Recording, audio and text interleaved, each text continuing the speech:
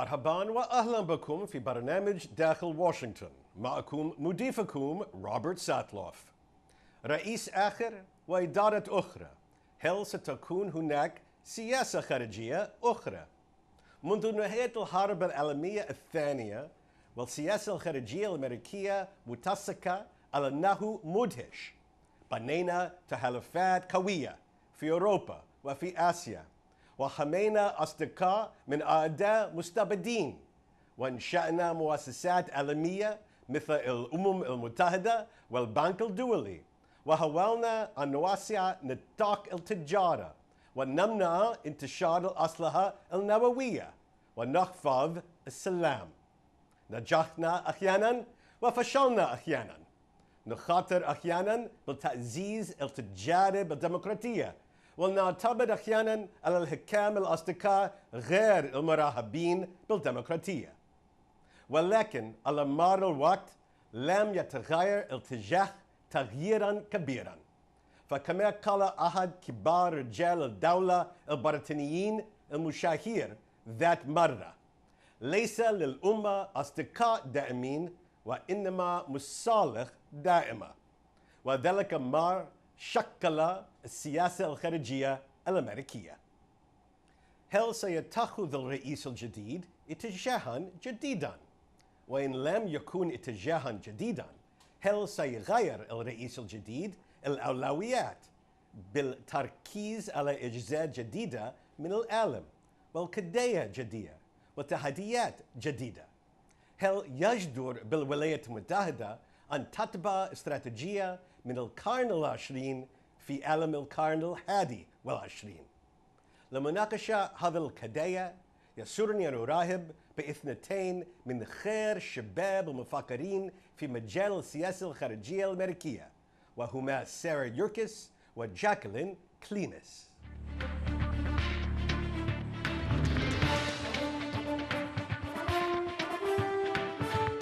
Welcome back to Dakhel, Washington. We have a new president. Will we have a new foreign policy as well? Our new president inherits a world very different than the one Barack Obama inherited 8 years ago, and certainly very different than the one George Bush inherited 16 years ago. So we're joined this week by Sarah Yerkes and Jacqueline Klimas to talk about the potential change in American foreign policy. Thank you for joining us today. So there's always this fundamental difference between what's important and what's urgent. So let's put ourselves in the minds of the next president, our new president. What do you think will be the most important thing on the new president's mind? Sarah? I think for the new president, there's a tremendous opportunity regarding the Middle East. I think, we saw from the previous presidency, the Obama administration, an active disengagement, and I think the new president is going to have an opportunity, and an important opportunity, to re-engage and reset some of the relationships with some of the leaders in the Middle East. Okay, so an opportunity in the Middle East. Jacqueline? I think Russia is definitely also going to have to be a priority for the next president. It's something in the last presidential cycle we saw kind of laughed off, that Russia could even be a threat, but now there's certainly going to have to be some engagement over Syria, especially. Any effort to solve the civil war in Syria or improve the humanitarian situation there is going to require some sort of engagement with Vladimir Putin. All right, so these are the two big important issues that you're citing. What do you think are the most urgent issues? When the new president takes office, third week in January, what's the first thing to hit the plate? Jacqueline? I would say foreign policy-wise, it's going to be the Syrian civil war. I feel like, the pictures coming back are really creating a lot of stir among the American people that something needs to be done to at least end the massive loss of civilian life there.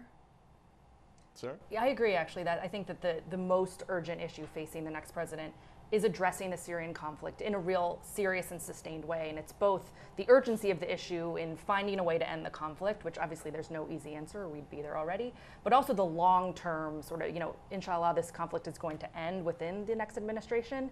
So finding a way to stabilize Syria, to address the long-term issues, the refugee crisis, rebuilding Syria and rebuilding Syria's neighbors as well. I think this is going to be a tremendous foreign policy challenge and opportunity for the next administration. So there was a presumption that undergirded policy throughout the Obama administration that the American people are tired from war, fatigued with the use of force. Do you think the next president, our new president, will be animated by this same idea that we are reluctant to use force abroad? Yeah, I think so. I mean, I think that that's the major challenge, that how do you both address the growing conflict, the threat from ISIS and other sort of jihadist movements in the region and elsewhere, but at the same time deal with the war-weary American public. And so I think the new administration is going to have to look not only at military tools, but diplomatic tools. And again, I think there's an opportunity there to re-engage in diplomacy and rebuild some of our alliances in a way that can help us end the conflict in Syria. This has to do with Russia, as Jacqueline mentioned, and with other alliances, and sort of reinvigorating a new American-led effort, but also, again, building alliances. This is not an American-only issue. Jacqueline, you work in the Pentagon, covering the Pentagon. This sense of war weariness, is that changed over time? Do we see it still as powerful as a few years ago? I certainly wouldn't expect another large-scale ground operation like we saw in Iraq or Afghanistan. I don't think the American people is going or are going to be ready for something like that. But when you see, these homegrown attacks, you have San Bernardino, you have the shooting in Orlando, I think the American public is more open to the fact that these attacks are coming to our homeland and that something has to be done about them. Interesting. All right, so you both highlighted what's going on in the Middle East in various ways, whether through the Russians or directly in Syria. President Obama famously had a policy which suggested that America was overinvested in the Middle East and underinvested elsewhere, such as in Asia, and he tried to rebalance.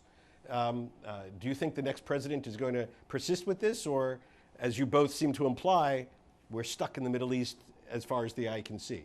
What do you say? Well, it's hard, right? Because you can't be everywhere. We have South China Sea conflicts, issues in the Middle East, Russia. There's things that need to be dealt with everywhere. But in today's budget environment, you just can't be everywhere. Top military generals have said that Russia is the biggest threat, but at the same time, I think a lot of the resources and a lot of the focus is still going to be on the Middle East because we've been there for so long. And should we saw what happened when we pulled out so quickly in Iraq, and there was just this vacuum and instability. So I don't think there's really an option to just leave right now.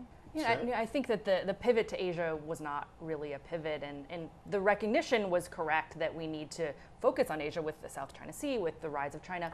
But at the same time, I think the biggest mistake this administration made was neglecting the Middle East and not recognizing that we can't escape the Middle East. So I do think the next administration is going to go much deeper into the Middle East and, again, rebuild some of the relationships, but also, recognizing that by ignoring the Middle East, we're actually putting ourselves at risk. And so there's a lot more that needs to be done on the diplomatic front, on the humanitarian front, on the military front as well.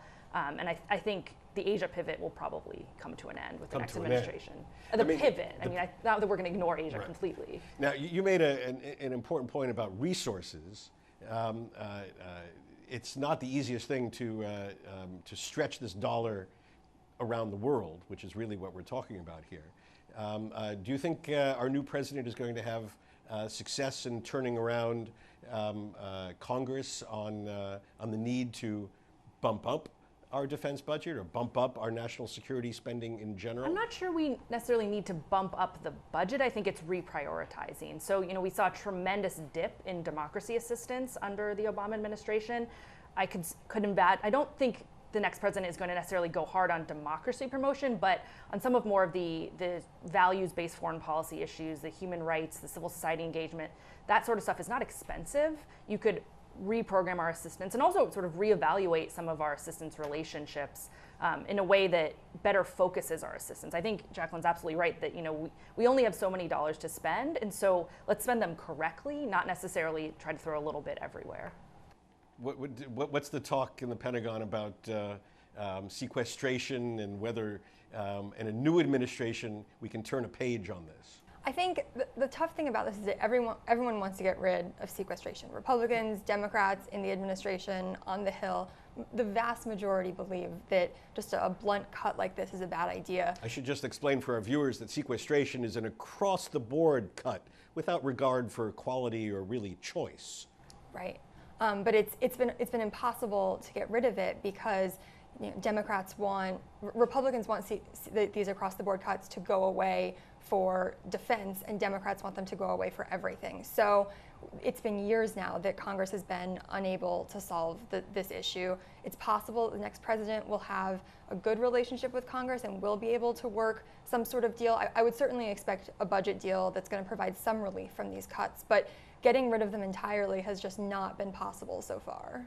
Can I just add, I worked in the Pentagon under sequestration, and it's also a morale issue that I noticed the military officers that I was working with, everyone was really frustrated. So it's not just sort of the practical matter of we don't have as much money to spend, but it's also the issue of morale for our troops and morale for our officers, the people who are putting their lives on the line. The fact that they feel like they're being let down by their country is an actual serious issue that I think we're not taking seriously enough.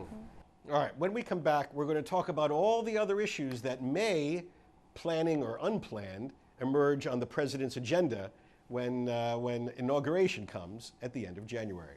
In just a moment.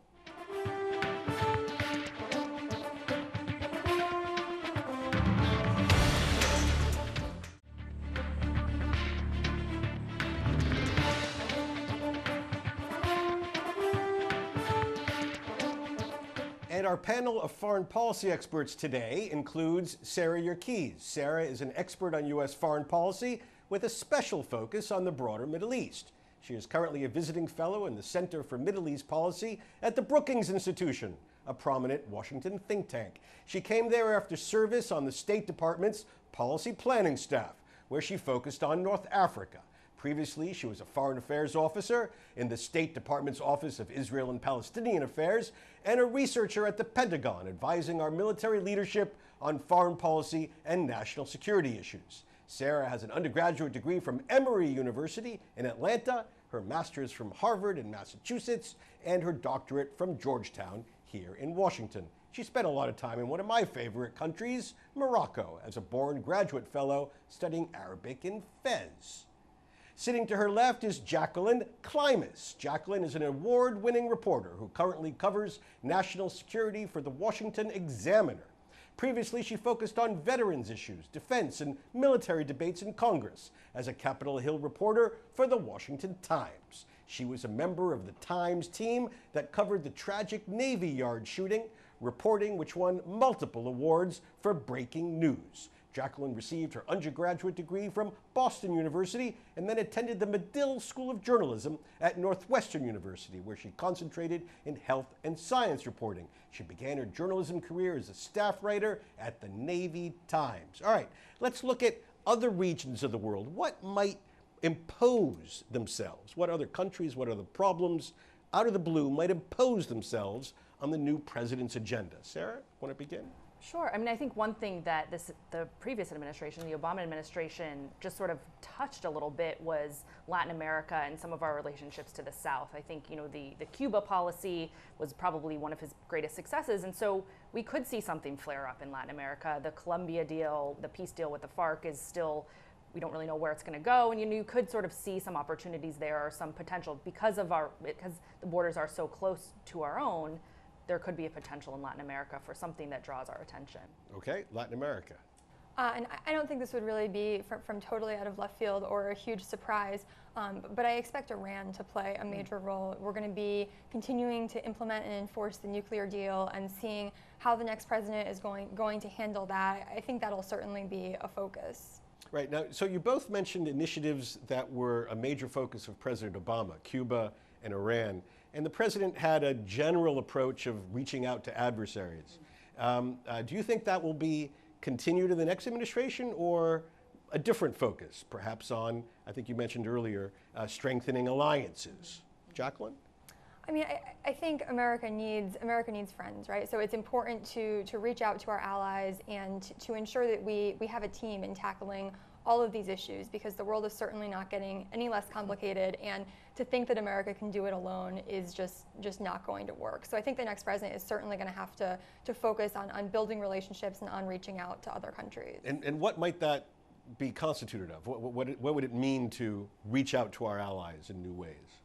So I think one of the things that the next president is going to address more so than the previous administration is the idea of this values-based foreign policy. I mean, there's always a trade-off between values and interests, and obviously interests take primacy. But I think, in building alliances, it's very natural, it's easy to kind of reach out to the countries most like us and to also have a more sort of staunch approach in promoting human rights, defending human rights, but also reaching out to non-state actors. And I think we're starting to see the beginning of this and stronger. What do you mean? So I mean partnering with civil society, stronger relationships with NGOs, with organizations, with the media in other countries, and trying to work, of course, with states and build alliances there, but recognizing that, non-state actors, that cities, that mayors, local governors are taking a bigger role, I think, in the world that we're living in now, and trying to recognize that we need relationships not only with heads of government, but also with people, with organizations, with civil society groups. And if you had to pick one or two countries that, say, didn't get to the top of the agenda of the Obama foreign policy, but that a new president would elevate higher, what would you pick? I think Sarah hit on it, that some of the countries in Latin America didn't possibly get as much attention as they should have in this administration, and would be a good place to start.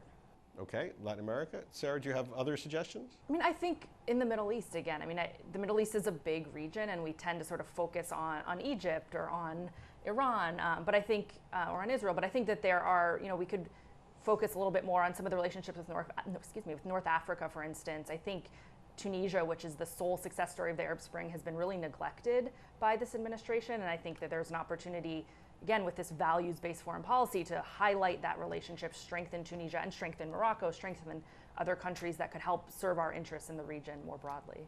Now, we're having a sort of a traditional hard security discussion in some ways, but interestingly, both our candidates, Donald Trump and Hillary Clinton, were actually fairly aligned on one foreign policy issue, and that was trade. And they're both quite skeptical of international trade deals. They both opposed, for example, the Trans-Pacific trade deal. How is a new president likely to engage the world economically at a moment when Europe seems fragmented, Asia's going its own way from us, or we're going away from them? Is this going to be a difficult environment for us internationally in terms of trade?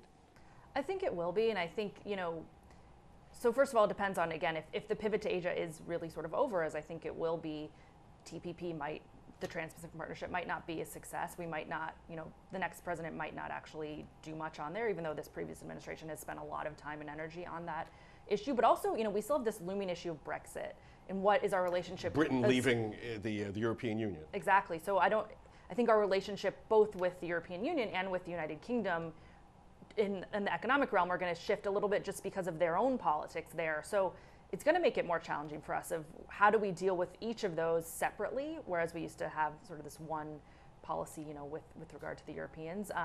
But I think we're going to see more sort of bilateral trade agreements rather than these massive global or regional trade agreements as the previous administration has been more focused on. Jacqueline, do you have a view? Yeah, Britain leaving the European Union just puts a huge question mark on trade going forward, for how we're going to renegotiate our trade deals with them, how they're going to negotiate with the European Union. Analysts have told me that they don't expect the Brexit to have any impact on our defense for them, since everyone is still in NATO. Like that shouldn't be an issue. But trade-wise, I focus specifically on defense, so looking at buying things from British defense companies, all of these things will likely be ironed out, but it's a question as to how. Mm-hmm. Now, I'm glad you mentioned NATO, because I want to ask about a issue which was a subtext of our election, which raised by Donald Trump, but it's out there in general discussion among Americans, and that is, are we getting a good deal from the international institutions that we created, the United States, after World War II, whether it's the United Nations or NATO or the World Bank and the International Monetary Fund, institutions that are 60, 70 years old? Is it still working to our advantage? And if not, what do we need to do to fix it so it works to our advantage as well as doing the job that it's supposed to do? Yeah, I think, Jacqueline mentioned this earlier, that we can't do it alone. And I think that, we're the sole superpower. We probably will be for the foreseeable future. And I think we have a greater responsibility than anyone else to maintain these organizations. And maybe we're paying more than our fair share. But I think that's okay. I think that, these institutions they're not there to serve us, they're there to serve the world. And I think we have a global responsibility as a sole superpower and as, you know, this thriving democracy to make sure that these institutions keep functioning and that we do have partners. And maybe we can ask a little bit more of our partners. And that goes back to rebuilding alliances to kind of, if we get closer to some of our partners and some of our allies, we can have that conversation of asking them to step up a little bit. But I think, again, I think we shouldn't be looking at it as what did these do for us? It's more what they do for the world, and it's part of our responsibility to make sure that they continue to function. All right, global institution. I think the value of NATO is much more than financial. That's kind of what analysts agree, that we get more out of this. Of course, the other NATO members are trying to boost their defense spending to reach the 2% of gross domestic product that they all promised to reach. So I think, you know, they're moving in the right direction to meet that benchmark. Okay, excellent. Thank you both very much for joining me on Dakhel, Washington. Thank you.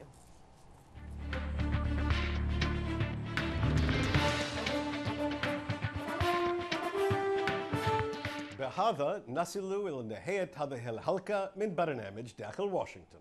إذا كانت لديكم أي استفسارات أو تعليقات حول هذه الحلقة وخاصة حول الاتجاهات الجديدة للسياسة الخارجية الأمريكية تحت قيادة رئيسنا الجديد، أرجو أن تراسلوني مباشرة على عنوان البريد الإلكتروني التالي insidewashington@alhurra.com. معكم روبرت ساتلوف، شكرا لكم وإلى اللقاء.